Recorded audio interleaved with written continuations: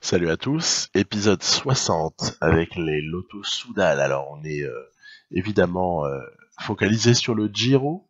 Giro, je rappelle, parcours 2016. Un Giro sur lequel, ben écoutez, la situation elle est assez serrée. Hein. Il n'y a vraiment rien de décanté. La preuve, c'est que par exemple, Peter Sagan est encore cinquième. Hein, donc ça prouve bien que les petits écarts qui se sont faits n'ont absolument rien à voir avec ce que pourra donner le classement général à la fin, excepté peut-être le fait que Tom Dumoulin, il est déjà positionné, il a l'air bien fort, et c'est pas forcément évident de le déloger. Hein. Quand on regarde le profil des étapes, je vois pas beaucoup d'endroits où à la pédale on va pouvoir le battre avec, par exemple avec Mézec. En revanche, en mettant quelques petites stratégies en place, ben, je pense notamment, je ne sais pas moi, à l'étape 20 en dernier ressort, hein, si on voit que vraiment on n'a pas réussi jusque-là. Mais en attendant, et pour ne pas non plus hypothéquer les chances, j'ai tendance à être un petit peu sur la réserve, à l'image par exemple de ce qui se passe dans cette étape 6.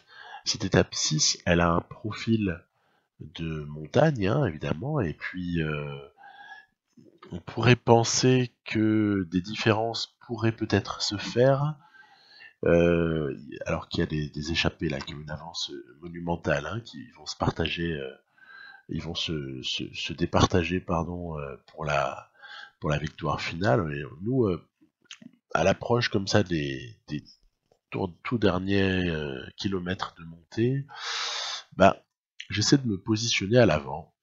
Je protège bien évidemment les deux leaders à ce stade que sont Wellens et Mézec avec respectivement Omen et Bourman, sachant qu'auparavant le boulot a été fait par d'autres, par les équipiers. Hein, je protège que sur la fin en fait avec Bourman et Omen, l'idée étant vraiment d'essayer d'économiser au maximum ces deux-là pour protéger nos deux leaders. Voilà, donc ascension finale, voilà, il y a un petit peu de pourcentage, mais c'est pas non plus, on n'est pas dans du 28%, hein. Donc voilà, rien de bien difficile à gérer. On voit qu'il y a des petites velléités là de Yates, de Guggenhardt. Il y a bon les traditionnels agités qui évidemment se signalent, mais rien de bien méchant. Bon, de toute façon, comme je le disais, la victoire d'étape, c'est déjà joué depuis bien longtemps. Et ben voilà, on va arriver finalement relativement groupé. Donc en fait, je me disais que cette étape 6 pouvait être l'occasion peut-être de différence. À l'avance, en voyant le parcours, je me disais, ouais, peut-être il y a quelque chose à faire là, etc. Bon, en fait, il n'y avait pas grand-chose à faire, surtout vu la forme du jour là de mes coureurs, où honnêtement, il valait mieux essayer de limiter les dégâts plutôt que d'essayer quoi que ce soit qui aurait été à mon avis voué à l'échec. Hein, on est bien obligé de composer avec les formes du jour, hein, c'est les aléas de ce jeu, très bien. Le dénommé Valerio Conti prend le maillot. Alors on se doute bien que voilà, hein, c'est c'est quelque chose qui est évidemment voué à être éphémère. Voilà, donc on n'est pas bien inquiet. En fait, le classement en fait n'a pas évolué en ce qui concerne les Dumoulin, etc. Donc ensuite, il y a une étape un peu plus longue, une étape sur laquelle, vous voyez, je m'amuse un petit peu là dans le mur de départ à regarder quelle est la réaction du peloton lorsque Bourman essaye de planter un démarrage. Bon, ça va, ils sont réveillés, ils font bien attention, ils vont pas se laisser surprendre. Bon, ok. Et puis au final, elle a beau faire 210 km, cette étape, étant donné qu'il n'y a pas de difficulté particulièrement violente sur la fin, bah, on n'a pas vraiment de perspective de faire une énorme différence, puisque voilà, cette difficulté-là est bien trop loin de l'arrivée pour pouvoir, je ne sais pas moi, par exemple, échapper un Team Wellens ou quelque chose comme ça. Non, c'est pas l'objet. Et puis en plus, on a une petite déconvenue. C'est l'ami Ghana. L'ami Ghana qui va, sur le coup, il va abandonner. Voilà, il y a chute de Ghana, suivi d'un abandon. Donc on perd un homme. Ça m'arrange pas. Hein, si j'avais dit le contraire, non, non, ça m'arrange de perdre un coureur. Cavendish aussi abandonne sur le coup. Ça, pour le classement général final, c'est beaucoup plus anecdotique. Et puis même pour les victoires d'étape, parce que Cavendish avait gagné une étape, certes, hein, mais il reste encore un tel plateau de sprinters que c'est pas ça qui va faire qu'on va tout à coup se retrouver favori pour certaines petites étapes là de plaine qui peuvent encore arriver d'ici à la fin du Giro. Donc abandon de Ghana, nous on a un peu essayé de forcer un peu les choses sur la dernière difficulté. Vous voyez que le peloton s'est bien réduit à ce stade-là, mais les kilomètres, euh, les kilomètres qui vont suivre ne, ne permettront pas de conserver cet écart. Ça va bien rouler derrière, ça va rentrer. Un premier groupe va rentrer, un deuxième groupe va rentrer pour finalement une arrivée à très nombreux coureurs à l'arrivée. Donc finalement, ça va être une victoire d'étape qui va se disputer entre sprinters, hein, voilà, très simplement. On voit Sagan, on voit Viviani, on voit Gaviria, on voit Caleb Ewan, et puis il y a un intrus, Tim Wellens, qui a réussi à se glisser top 5. Voilà, il n'y avait pas grand chose à faire, c'est Viviani qui la prend, celle-là, donc rien à dire. On est sur du 83 ou du 84, hein, suivant les gars de devant là. C'est 83 ou 84 minimum au sprint. Hein, donc Wellens avec son 69, même s'il a une jolie petite accélération, mais bon, il a pas vraiment la voix au chapitre, donc très bien. On voit d'ailleurs que, petite parenthèse là, alors qu'on aborde l'étape 8, du côté des anciens Sky, donc les National Bink, c'est toujours intéressant de voir quel peut être le leader. Eh bien, il semblerait que le leader qui se dessine soit Miguel Angel Lopez. Pourtant, il y a la présence de Geraint Thomas, mais peut-être un Geraint Thomas un petit peu vieillissant.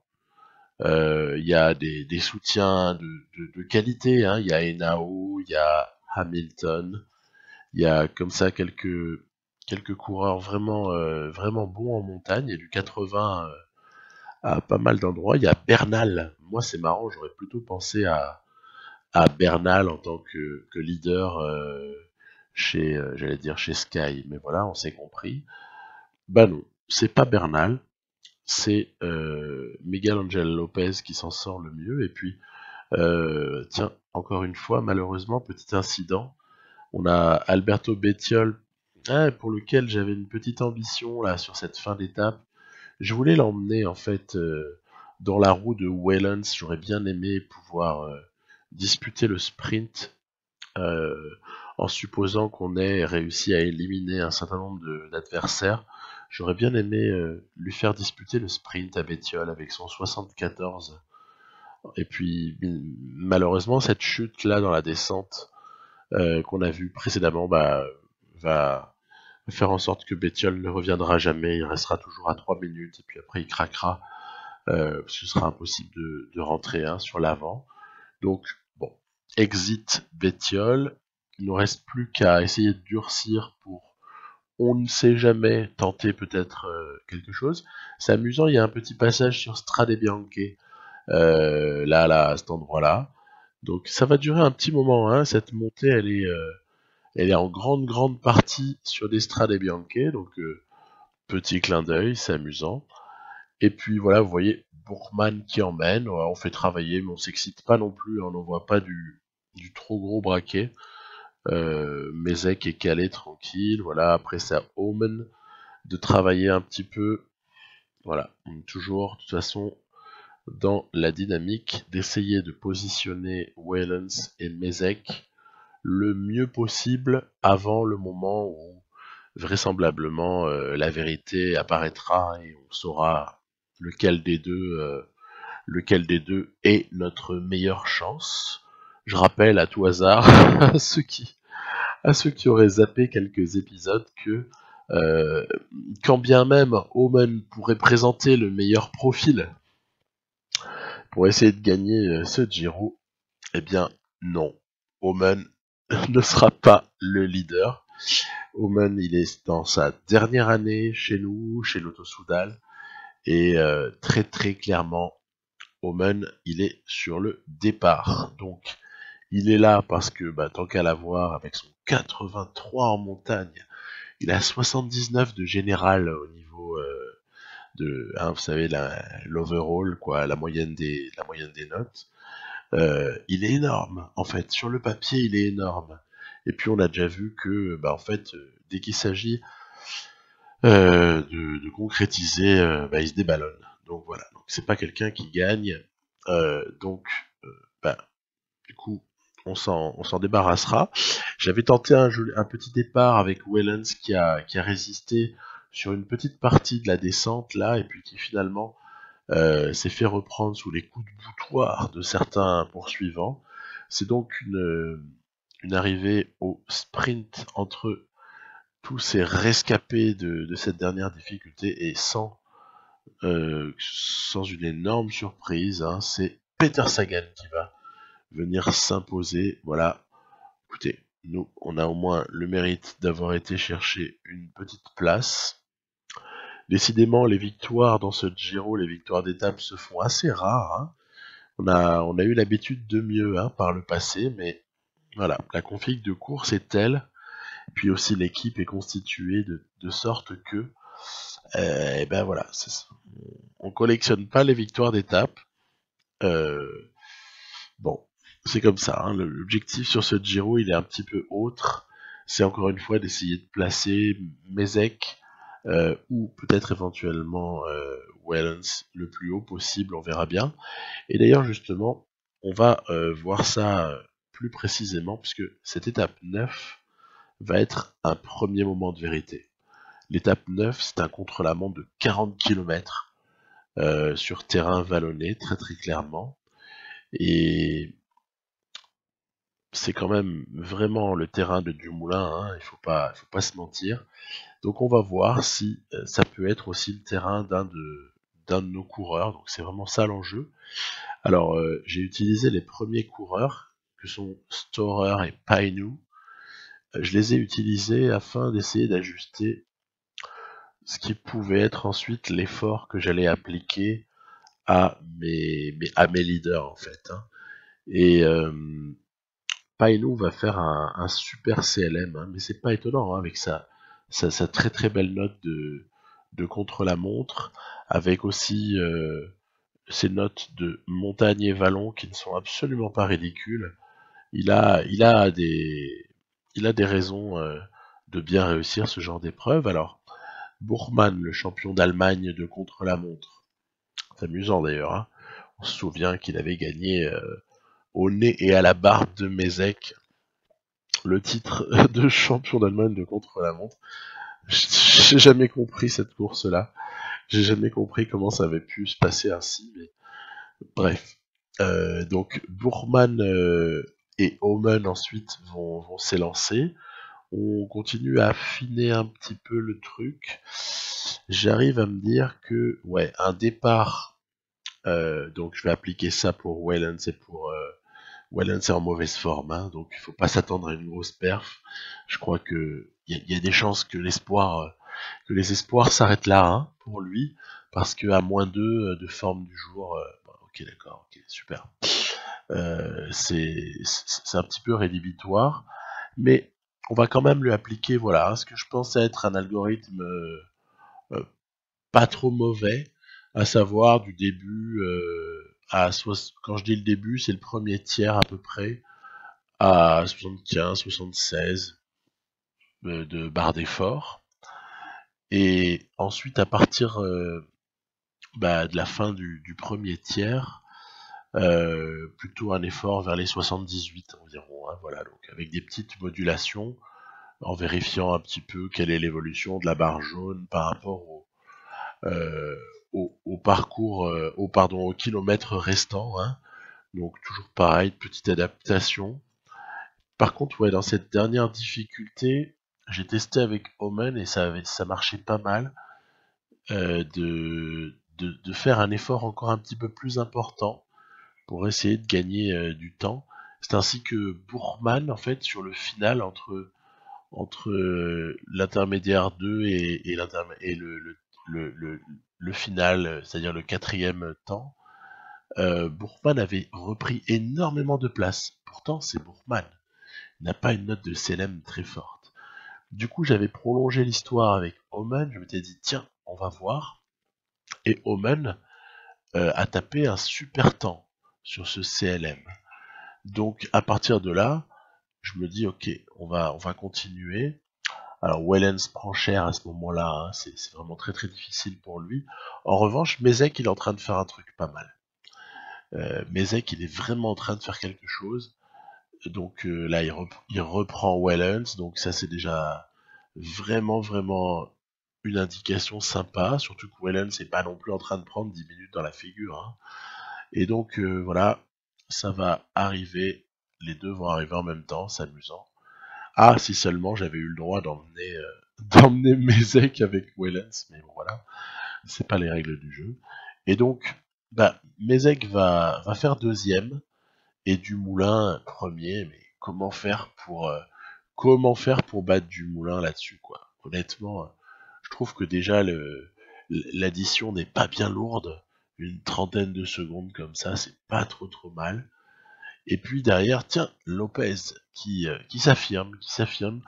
Nibali aussi qui se positionne, hein. On pourrait avoir là en Lopez et Nibali des opposants assez forts. Peut-être qu'il faut compter aussi avec Rigoberto Urán.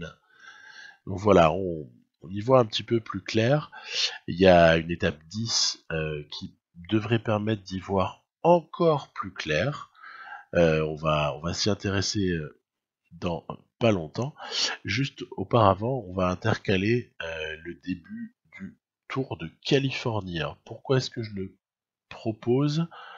Parce que je l'ai jamais fait et donc ça change un peu. Et d'autre part, il y a la présence de Benoît, il y aura le leadership pour Hirschi là-dessus. Et j'ai fait deux trois petits calculs, vous savez que j'aime bien faire des calculs, pour essayer d'amener Benoît à la forme la meilleure possible au moment de la Vuelta. Mais il participera auparavant au Tour de France. Et donc, pour des histoires de temps de préparation, de nombre de jours de course, gna, 3 petits points, etc., il est pas mal de l'emmener sur le Tour de Californie. Voilà. Donc la présence de Benoît est justifiée de cette façon-là. Je ne vais pas vous gonfler avec des détails de calcul dont je pense tout le monde se moque. Mais toutefois, sachez que grâce à ce Tour de Californie, le pic de forme de Benoît sera avancé, mais il sera quand même vraiment en pic de forme au moment du Tour de France, hein. Et en plus de ça, ça permettra d'avoir sur la Vuelta vraiment normalement du bon Benoît, et il y en aura besoin parce qu'elle est loin d'être gagnée celle-là. De toute façon, la Vuelta c'est simple, on ne l'a jamais gagnée depuis que cette série a démarré là, jamais gagné la Vuelta. Pourtant, le Giro, on l'a gagné 2 fois, le Tour de France, on l'a gagné 2 fois, mais la Vuelta, on l'a jamais gagné. Donc, on est à 0 sur 3. Donc, c'est vraiment quelque chose que j'ai coché, là, en cette année 2021. Et donc, voilà. C'est pour ça que j'essaie de faire mes petits calculs, de prévoir. Puis, Benoît n'ira pas tout seul sur la Vuelta. Il sera assez solidement soutenu. Vous savez que j'ai pour habitude d'essayer de soutenir comme ça le leader, avec notamment de gros grimpeurs. Alors là, sur ce Tour de Californie, il y a une deuxième étape qui est plutôt rigolote, puisqu'il y a une arrivée qui est assez montagneuse, donc on va essayer de prendre les devants un petit peu avec Marc Hirschi. On a Lambrecht qui a tenu le coup, hein, très bon, hein, on ne dit pas Lambrecht d'ailleurs, je pense qu'on dit Lambrecht, puisqu'il est évidemment flamand, hein, il n'y a pas de wallon hein, quasiment dans le peloton, il n'y a quasiment pas de wallon, il y a des flamands, et puis surtout chez les grimpeurs, chez les grimpeurs, arriver à me trouver un grimpeur wallon, il y en a, j'en ai deux trois en tête, mais honnêtement, c'est assez minoritaire. Parenthèse refermée sur nos amis belges, c'est donc Hirschi qui, après un bel effort de Lambrecht, va emmener Tish Benoît. Oh, est-ce qu'il va emmener Tish Benoît ou est-ce qu'il va s'emmener tout seul? On va voir, mais en tout cas, il y a déjà un bon petit écrémage qui s'est fait. De toute façon, on est sur le Tour de Californie, on n'est pas, c'est pas un Giro bis, hein. Donc sur le Giro, on a quelques-uns des meilleurs grimpeurs, ou voire même les meilleurs du moment. Et puis en Californie, on a quelques mecs capables de bien grimper. On voit par exemple là, il y a Latour qui pioche, Mikelton Scott. Hein. Il y a Mollema qui s'est un petit peu échappé. J'ai essayé de revenir avec Benoît, mais j'ai pas réussi. Puis au final, Latour, je sais pas pourquoi, il avait l'air en galère, mais en fait, il se réveille et puis il vient prendre une deuxième place comme ça derrière Mollema. Troisième Benoît, quatrième Hirschi. Bon, voilà. Donc on n'a pas gagné, mais au niveau du général, il y a rien de scandaleux. On a pris un petit écart. C'est pas grand chose. Voilà, il y a quelques secondes. Benoît et surtout Marc Hirschi sont encore placés pour éventuellement aller chercher ce Tour de Californie. Il y a une étape 3. Ensuite, cette étape 3 elle est plutôt sympa hein, pour nos coureurs. C'est du vallon. C'est du vallon avec une arrivée qui est plutôt un terrain de jeu favorable. En tout cas, on a souvent gagné ce type de course. Hein. Donc voilà, on va essayer de réitérer. Travail des équipiers, toujours pareil. Matthews. Il y a eu Van Aert qui a bien donné. Van Endert a été plutôt utilisé en protection pour sa part. Le pauvre Van Endert, il a régressé. C'est l'obsolescence, l'obsolescence du Van Endert. Il a régressé, il a perdu de ses notes en vallon notamment et en montagne en endurance. Ça c'est un petit peu plus discutable hein, parce que normalement quand les coureurs vieillissent, ils ont plutôt tendance à gagner en endurance et non pas perdre de l'endurance. Mais bon, bref, c'est géré informatiquement. Donc, voilà, ça n'a pas été pensé comme ça. On n'est pas très loin de l'arrivée. On est à l'avant-dernière bosse, voilà, qui est passée. Mais il y a quand même beaucoup de survivants. Il y a même encore Arnaud Desmar. Donc, vraiment, on n'est pas sur de la violence non plus. Par rapport aux difficultés qui ont été voilà, rencontrées. Matthews a bien fait son boulot, il va s'écarter et c'est Tish Benoît qui va emmener Marc Hirschi. Voilà, Marc Hirschi a déclenché son sprint. Ça va se jouer à 5 normalement, c'est pas là. Et par contre, c'est là. Voilà. Alors, est-ce que c'est Kvyat? Est-ce que c'est Hirschi? Voilà, on l'a deviné, c'est Marc Hirschi qui s'impose. Donc, petite victoire d'étape pour notre ami suisse Marc Hirschi. Et donc, voilà, léger rapproché au classement général, hein, comme on peut l'imaginer. Rien non plus de bien spectaculaire. Hein.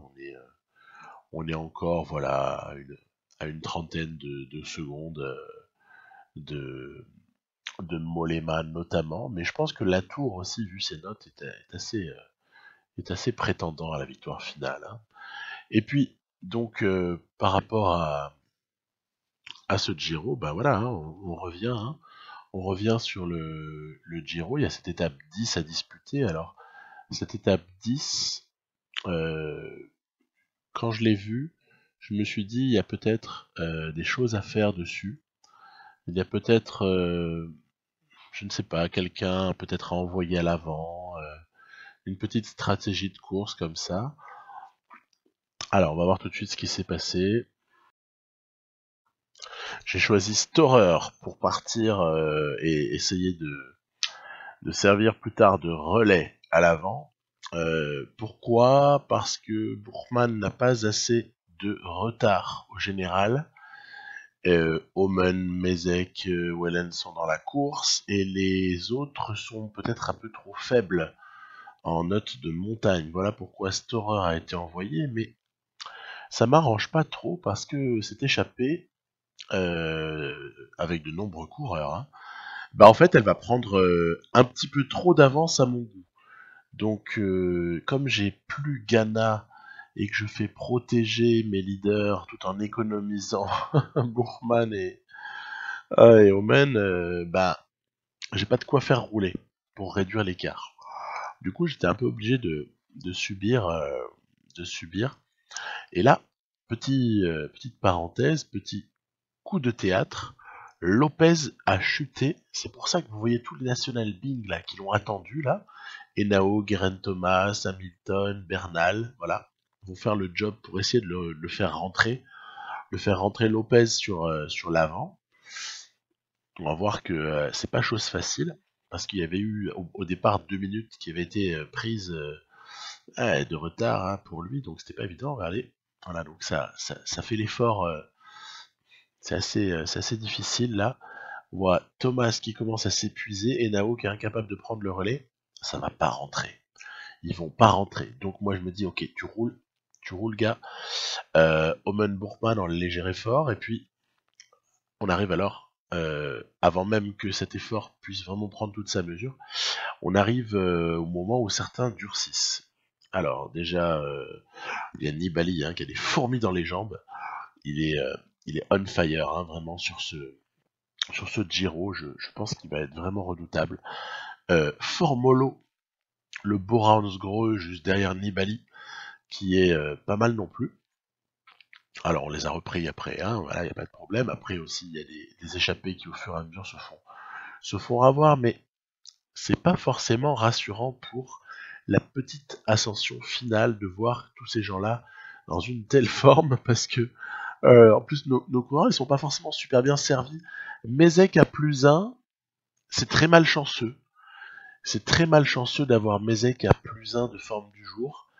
Euh, on aurait été vraiment en droit d'attendre +3, qui était la prévision, hein, si vous voulez. Le prévisionnel, c'était +3. Et là, je me trouve à +1 et... Aïe, aïe, aïe, c'est dur, c'est dur. Alors, Wellens, par contre, il a +2, mais on a vu que c'est plus Wellens à ce stade-là hein, qui va disputer le général. On sait, c'est Mezek, hein, évidemment. De toute façon, on s'en doutait un petit peu à l'avance. Alors, je vais essayer de protéger, je vais essayer d'emmener, on va essayer de faire ce qu'on peut en effort curseur. Là, il y a un moment vraiment douloureux. On n'arrive pas à prendre la roue de Dumoulin. Ben oui, c'est normal, on n'a plus assez de barre jaune. On en a même plus du tout d'ailleurs. Donc, ben ouais, on est obligé de regarder nos rivaux s'envoler.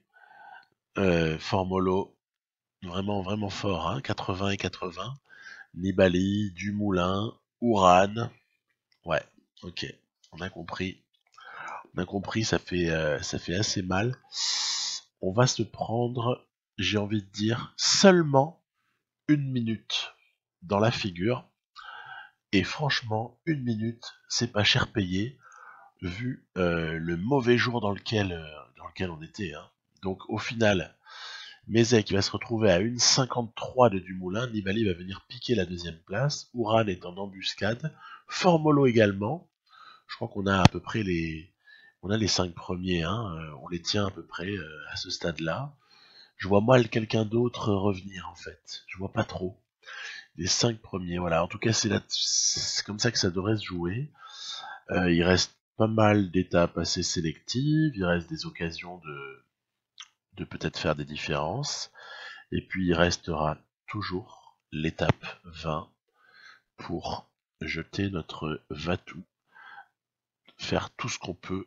Il y a même une autre étape que j'ai repérée avant. Je sais plus exactement laquelle, mais j'en ai repéré une qui est assez courte et sur laquelle on peut littéralement faire tout exploser. Donc en fait, rien n'est perdu. Rien n'est perdu, mais il serait vraiment souhaitable de prendre le maillot, même si c'est pas du tout parti pour ça, prendre le maillot le plus vite possible. Voilà. Voilà à peu près, donc à bientôt pour la suite. Il est loin d'être gagné. Il est même carrément pas en voie d'être gagné ce Giro. Bah, après tout, c'est ça qui fait le côté encore un peu plus drôle de l'histoire, parce que si on avait 5 minutes d'avance au soir de l'étape 10, je pense que voilà, on pourrait s'arrêter de jouer. Je vous dis bye bye, à très bientôt.